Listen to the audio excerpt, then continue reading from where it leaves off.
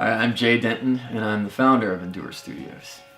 I would say that the goal of Endure International Projects is really three parts. One is to create songs, create music, create content that can be a voice of hope for people in destabilized regions and conflict zones, people that are undergoing a pretty significant amount of hardship in one way or another. The second one is kind of connected to the first, and it's giving people that do not think that they have a voice in the world, giving them a voice and giving them a platform to be heard, not just locally but internationally.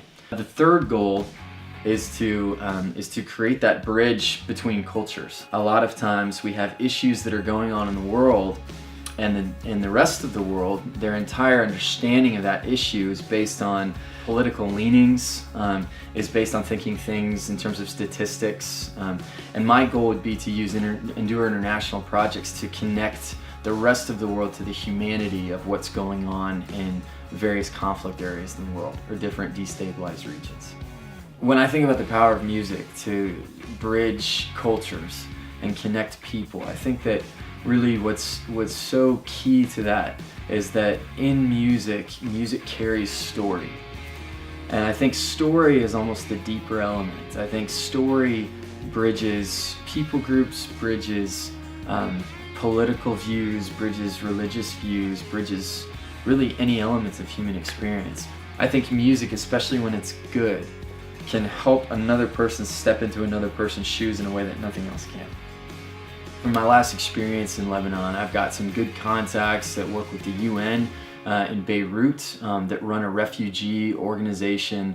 I've got another contact who's a producer out there, and so we'll be working largely out of his recording studio in Beirut. So that's going to be really key, because a couple of these contacts that work in the music production world also know a lot of refugees through local organizations, as well as personally in Beirut and throughout Lebanon. And so they're going to be my go-tos in terms of finding people to work with and collaborate with.